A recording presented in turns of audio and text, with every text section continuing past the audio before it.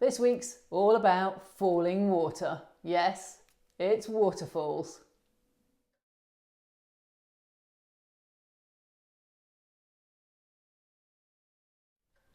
So following on from last week when we looked at weirs, waterfalls are a more free-form type of weir in my view. So a lot of the techniques are very similar, and if you haven't seen that video, I recommend you look at it first because it will help. But today I'm going to produce something that looks like a waterfall.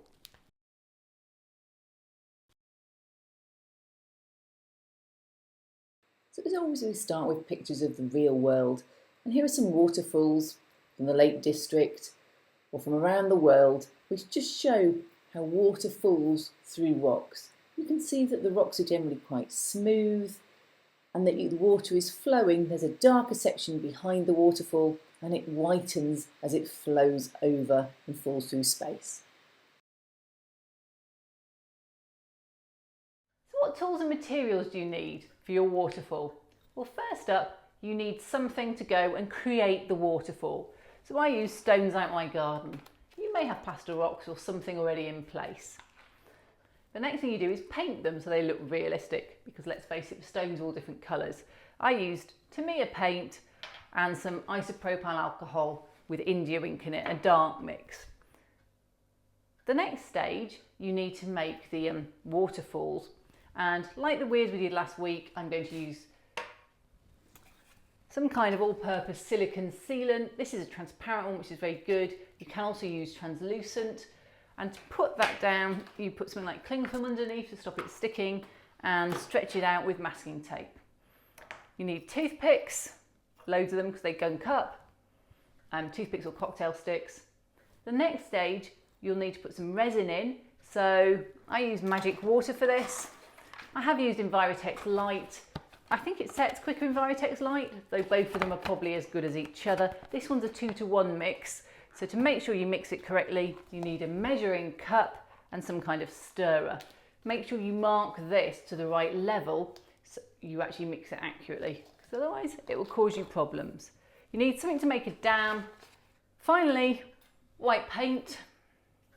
You need it on quite a bit. I use Vallejo as normal, and some kind of gloss medium. This is an artist gloss medium. It's gloss, it's thick, and it keeps the shape when you use it, so that's what you're after at any artist hobby store. And apart from scissors and knives and all the usual, that's what you'll need. This is the HO diagram I'm going to be doing a waterfall on. Now, it's quite steep, waterfalls are, but it's not a drop like the weir last week. And if you wanted to do a proper drop, you can use the weir technique very easily. So I'm going to do a slightly different water body just for variety. So I've got a pile of rocks out my garden. Yeah, my front's looking a little bare. And I'm going to build up along here something that will hold the water and will have little layers as you'd see in a waterfall. So I'm just going to put a few blobs on and I will set them out with rocks on there. Let's do too many or I might be in the wrong place. So now I've chosen a variety of rocks that are both smooth and slightly jagged. In reality, in a stream or riverbed that has a lot of water flowing past, they will be generally quite smooth. The key thing to remember when putting these rocks in place is you're trying to build up pools for the resin to sit in. If you don't, you'll just end up with diagonal gleaming surfaces which had resin on them, and it won't pool like the effect we want.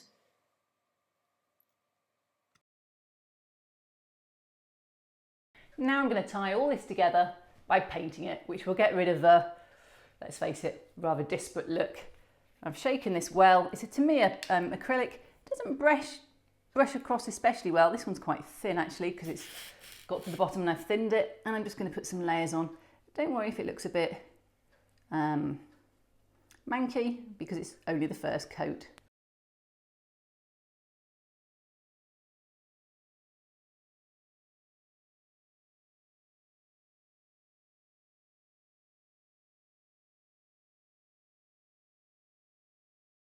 Okay, that's my first colour on. I'm going to put a few more on over the next couple of minutes and get them all to mix in, and obviously I'm going to darken the base where the water's going a little bit as well. This is a dark isopropyl alcohol and India ink mix. So basically it's black ink in alcohol and it flows into all the nooks and crannies. When you put it on when things are wet, you often get unexpected results. So let's see what happens.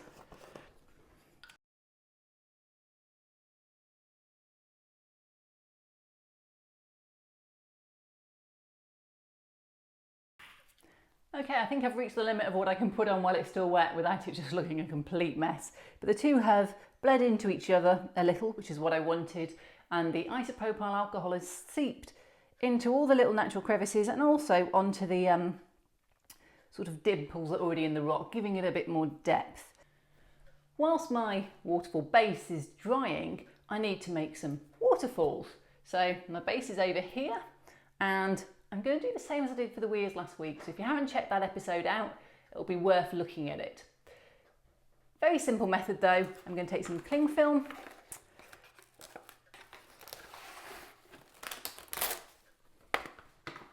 I'm going to stretch it out, and to make sure it doesn't move anywhere, I'm going to take some masking tape and stick the top down. Stick the bottom down, don't really need to worry too much as long as it isn't pulling. Now I've got some left over that I did with, I think those are probably the silicone adhesive from last week. This is the silicone sealant just because it's easier to squeeze and it's a little bit clearer. Now for this, you're looking for a lot of shorter, probably more chunky waterfalls, because it's a lot of it's a lot of fast flowing water, but it's more like a rapids in some ways. So I'm just going to put this out and draw some little chunks down, and I will do a range of different shapes and see what happens. So these are the ones that are going to go this way, and those ones going that way. Trusty cocktail stick. What we're looking for is loads of short pieces of waterfall to cut up and stick on.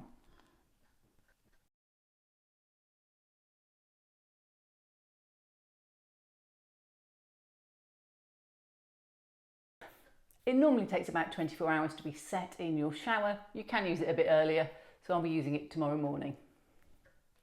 We've now got a variety, I'm just going to cut these roughly out, variety of waterfall bits that I can put over here for use in a minute on our waterfall diorama. Now let's have a look and see what we want to do. I suspect I need a little bit more interest on the rocks. Not a huge amount, a little bit more. So what I'm going to do is put another coat of the IPA and alcohol on and leave it to dry. And I'll show you what it looks like when it's done.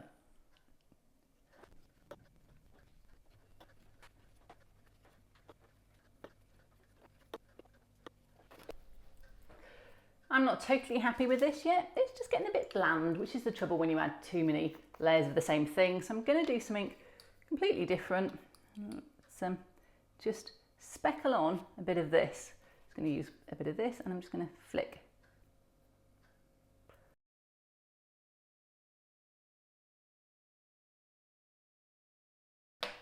IPA. I really should have glued that down into the base of the river, because I do want that to be dark. But that's just going to literally just run along here, along some of the bits that I've just put a bit of colouring into. Now, I really am going to leave this one to dry now. So now we're on to the fun job of putting all the waterfall bits onto the waterfall. So here we go. I've got a huge range of bits, some of them left over from my weirs, which was last week's episode. Some of them left over from cutting the weirs out totally, some of them from when I trimmed the bottom, and some of them are the ones I did fresh for the waterfall yesterday. So what am I going to do? Well, I'm probably going to start with the waterfall ones because they're shorter, which is why I chose them. But I've got this long selection. I've got some silicone sealant, and I've got a knife just to cut them out, and I'm going to start at the top and put the whooshing water coming down.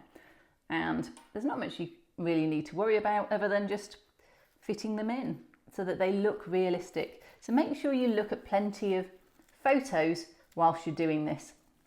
You really can't beat looking at prototype photos. So I'm just going to cut this right back to the silicone because I'm going to be bedding it down with the sealant. I don't need a huge amount of cling film to help.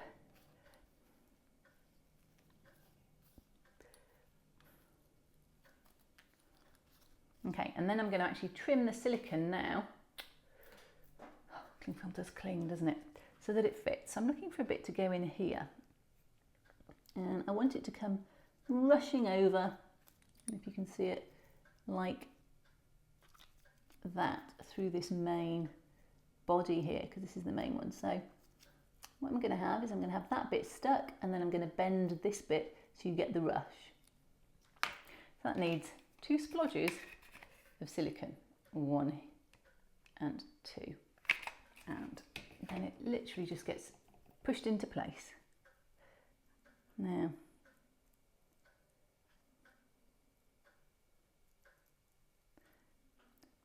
silicone is thankfully quite a grippy glue, so this works all right.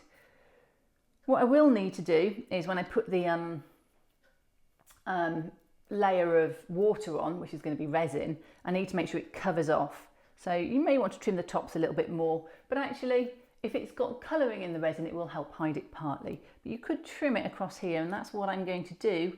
Now it's in place, just to make sure that it, actually I'll trim it with scissors, just to make sure that it actually looks real, because water tends to have a straighter top.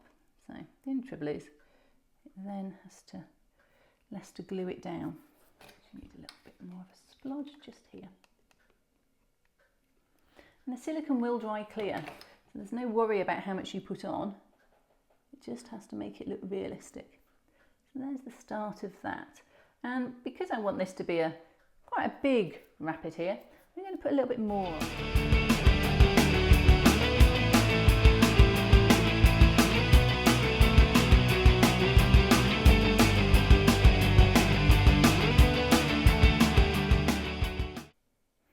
If you have any gaps in your waterfalls, which you might well have, it's easy enough just to get a bit of silicone sealant and use it to just fill some of those gaps.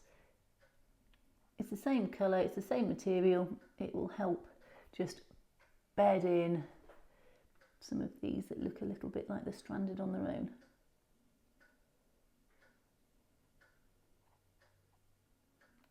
And if your rocks get a bit of water on them, well, that's just like real life.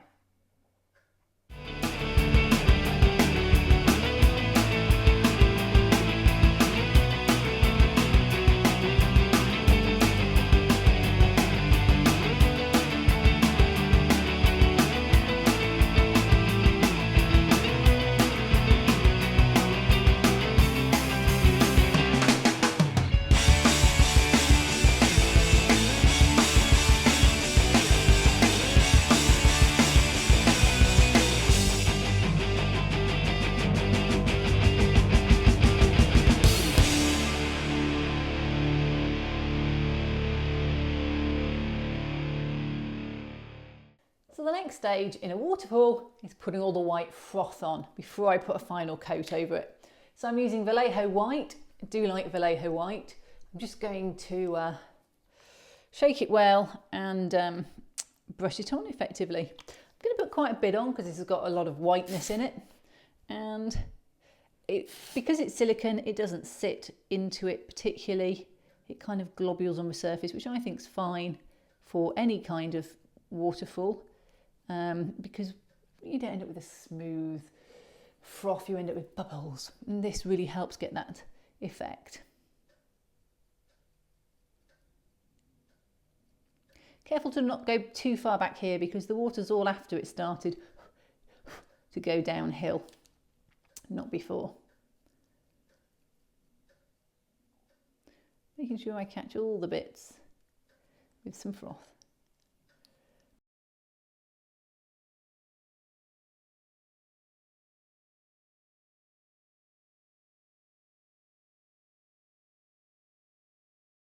Next up, we're going to do a dam. The important thing to remember is we really want to stop our water running away from us. And Envirotex Light, any kind of resin, this is magic water, it will all run, any pinprick. So you have to be very careful. Now what I like to use is actually repair tape or any thick sellotape because it has adhesive it glues on and I just trim it back to the surface. I don't actually take it off. So what I'm going to do is I'm going to cut a bit and put it across the top and bottom of my diorama.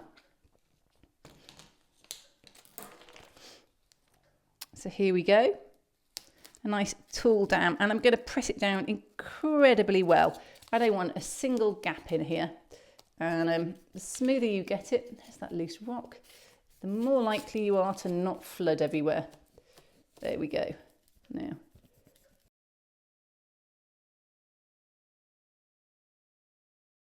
yet again, another great resin pour. So, just like last week, we've got a mixing cup, line, used 1 ounce of water in a similar glass, ounce, 2 ounce, 3 ounce, poured in, draw a line. It's using magic water, which is a 2-to-1 mix, big bottles 2, small bottles 1, a stirring stick and a bit of colour. It's a green because it's a waterfall and I want there to be quite a lot of green in it. So now I'm just going to mix it up and then we'll get on to the pouring. Now it's time to put the resin on. I've mixed it up. I've got my dam in place. So this is the first of our resin pours. We'll do 2 in total. The aim is to fill from the top up and let the resin cascade over each of the silicone sealant waterfalls. You want to bed them in so they look like they're a part of the water. So the water needs to totally cover them and then cascade down. Now in this pour, you start at the top and you pour, and because it's the first pour of resin, it will wick through the scenery quite a bit, and that's fine. It doesn't matter because we'll put another pour on which will stay in place, and we'll do that one a bit thicker.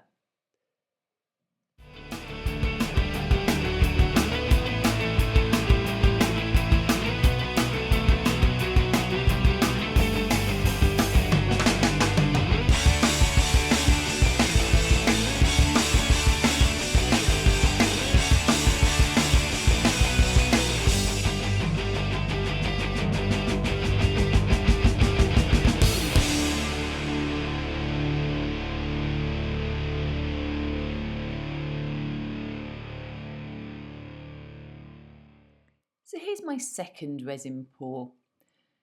I actually mixed it at 9 o'clock in the morning because I wanted it to be a bit thicker so it would stay in the intermediate pools and puddles that don't have such large dams. So what I did is I mixed it at 9 and I left it. And this resin, I must admit, has been taking 2-3 days to set. So I knew it wouldn't be set by 3 o'clock in the afternoon, which was 6 hours later. So I left it on the side. I came back at 3, having had a lovely lunch out, and I poured my resin and I put it over the silicone sealant as normal and I built up the dam at the top. Now, I have to say, these dams with the repair tape have worked perfectly before. They didn't work so well on the foam for some reason. It just didn't quite adhere fast enough. Maybe the tape's got a bit old.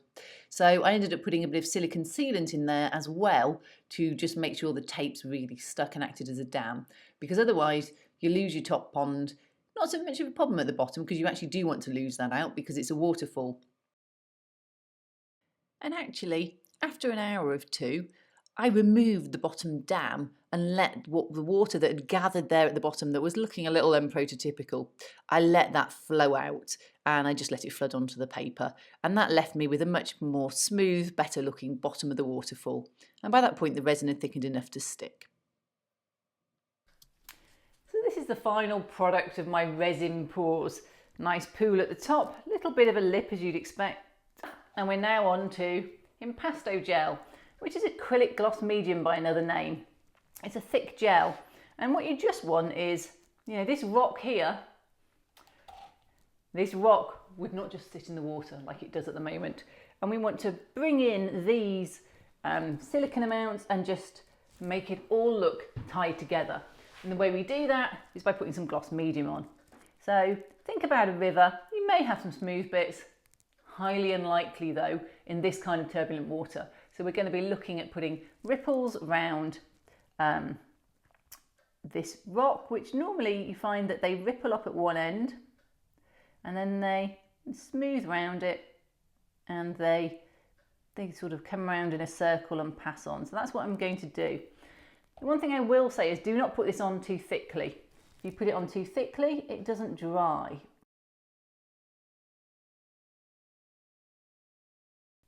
Now, if you're not sure what to do, the trick is get out your pictures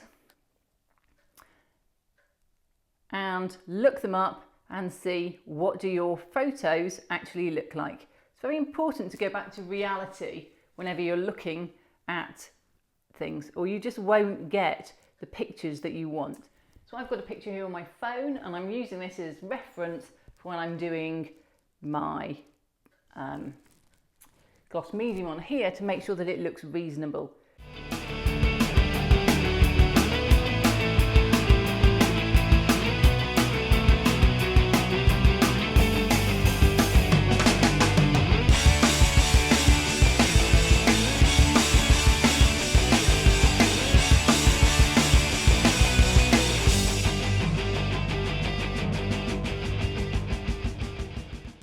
Right, I'm going to leave that to dry up. It's important you let it dry all the way through.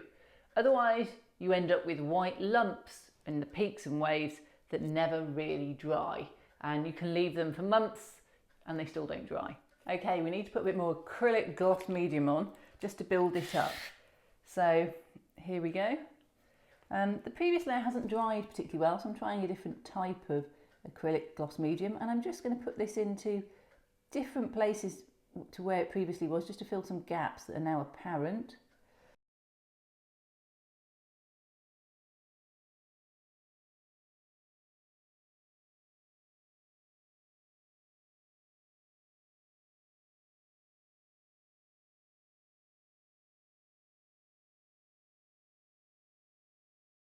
On to the penultimate step, nearly there.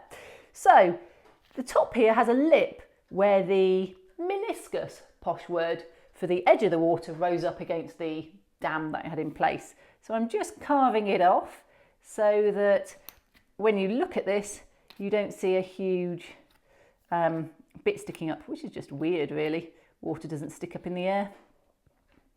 I'm trying not to cut the rock at the same time, which is difficult.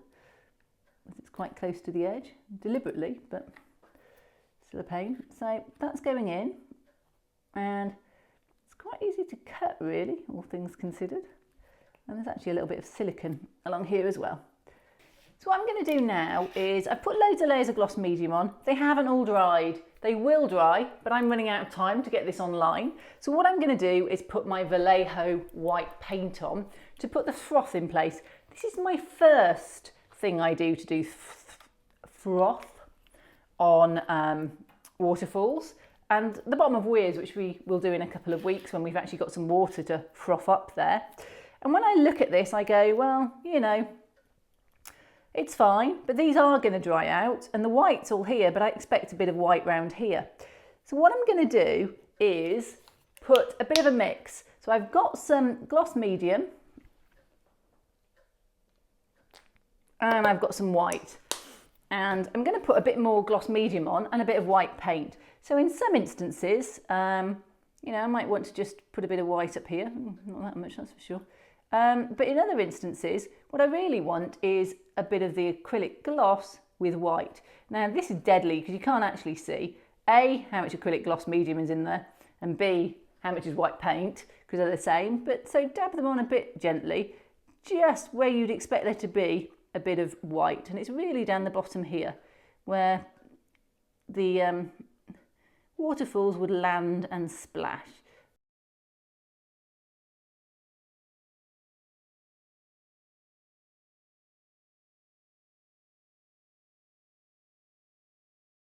So when you've done this, if you've just used white paint and you haven't mixed gloss medium in for some reason, beware because it will dry matte. You need to put another layer of gloss medium on in that case. And I suspect you could carry on building this up for a long time with many different layers until you get to the right effect. Right, what I do now, controversial, you may or may not like this, my secret ingredient, cotton wool. Now, I gotta say, sometimes this works, sometimes it just looks naff. So on some of the places where you've got a really big froth, but you're struggling perhaps to get the build-up that you need, you can put this in instead. And I just find it adds a little bit extra depth and just a different look to it as well. So I'm going to put some in and you can see whether you like it in the final photo.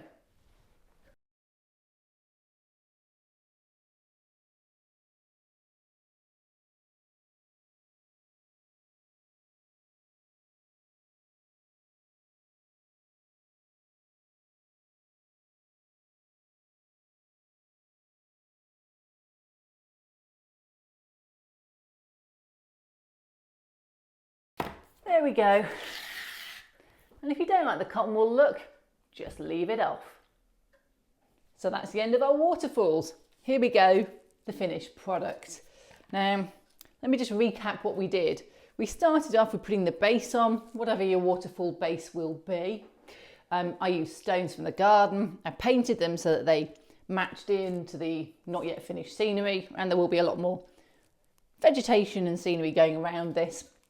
We then took cling film, pulled it tight with masking tape and used silicone sealant in streaks, which we then pulled down with a cocktail stick. We let that dry overnight. We glued it in place with more silicone sealant and then we painted white on it to make sure that we had the bubbles, just using acrylic white paint. Once that was dry, we put on the first of the resin pours, and because it had been coloured with green, you can see this beautiful effect of the silicone underneath and the resin over the top. We put on some acrylic gloss medium, which is still drying actually. It'll take a few days for it to totally set up. And we've put some more white on and we put some gloss medium in the white to give it bulk. And then if you want to, you can put cotton wool on just to get that more frothy, lightweight effect. If you don't like it, that's fine. And there we are, finished waterfall.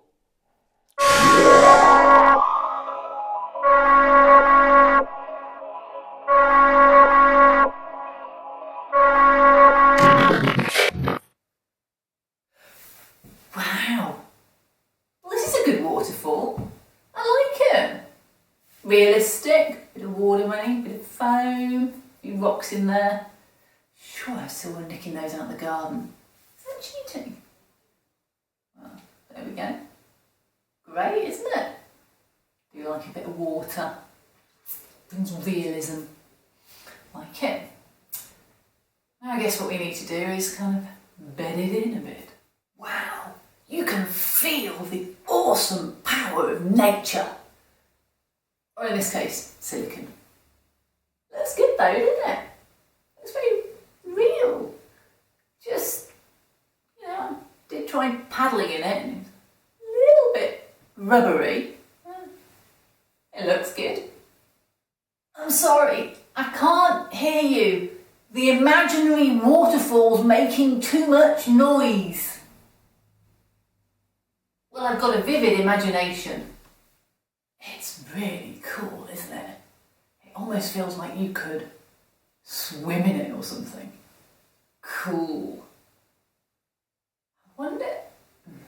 No, I don't suppose there's any fish in it. It would be much pretty putting fish in rubber, they just suffocate or whatever fish do. Looks good though. Looks kind of real. So I hope you enjoyed this week's episode on waterfalls. If you're enjoying it, subscribe to me on YouTube or on my website, kathymillett.co.uk. Alternatively, like me on Facebook, Kathy Millett Modelling. See you next week.